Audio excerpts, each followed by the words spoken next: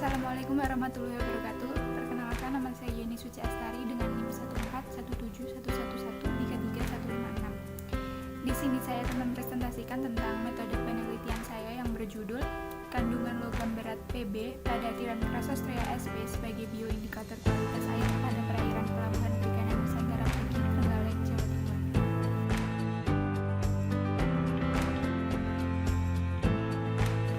Yang pertama, kita akan membahas tentang bahan penelitian. Bahan penelitian yang digunakan adalah tiram Crassostrea sp yang berasal dari perairan pelabuhan perikanan Nusantara Perigi. Tiram Crassostrea sp termasuk golongan binatang lunak atau moluska dan mempunyai 2 cangkang. Tiram ini hidup pada daerah muara dan menempel pada akar-akar bakau, tiang-tiang dermaga, dan berbagai batuan karang mati di dasar perairan. Sampel tiram didapatkan dari 5 stasiun yang sudah ditentukan. Stasiun berlokasi di sekitar pelabuhan perikanan Nusantara Perigi. Jarak antar stasiun lebih dari 100 meter. Yang pertama, kita akan membahas tentang langkah penelitian. Langkah penelitian yang pertama adalah penentuan stasiun pengambilan sampel. Penentuan ini menggunakan metode purposive sampling. Apa itu purposive sampling?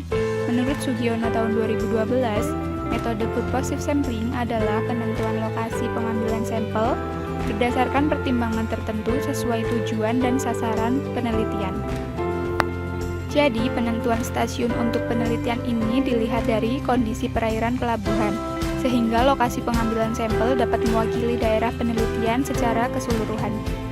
Dalam penelitian ini terdapat 5 stasiun yang tersebar di perairan pelabuhan. Langkah penelitian yang kedua adalah pengambilan sampel. Pengambilan sampel tiram dan air diambil secara manual, untuk kemudian dilakukan penyimpanan sementara yang diletakkan di dalam cool box. Selanjutnya yaitu pengukuran parameter kualitas air. Pengukuran dilakukan langsung pada setiap stasiun. Parameter kualitas air yang dihitung adalah suhu yang diukur dengan termometer, salinitas yang diukur menggunakan refraktometer, kemudian pH yang diukur dengan pH meter, dan yang terakhir adalah DO menggunakan DO meter. Yang keempat adalah analisa kandungan logam berat atau PB menggunakan AAS.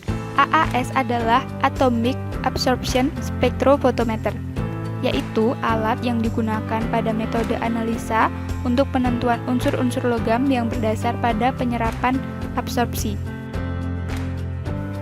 Selanjutnya kita akan membahas tentang parameter penelitian. Terdapat 2 parameter, yaitu parameter utama dan parameter pendukung. Parameter utama pada penelitian ini yaitu kandungan logam berat pada tiram.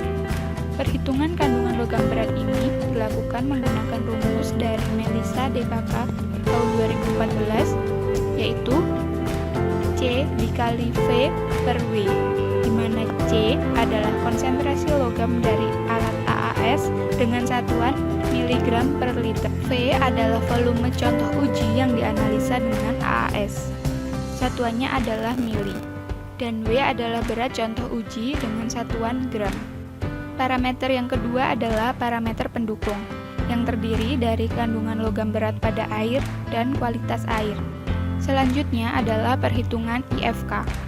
IFK adalah kemampuan suatu biota untuk mengakumulasi logam berat yang dapat dilihat dari faktor konsentrasi yang membandingkan antara konsentrasi logam berat dalam daging tiram dengan logam berat pada air.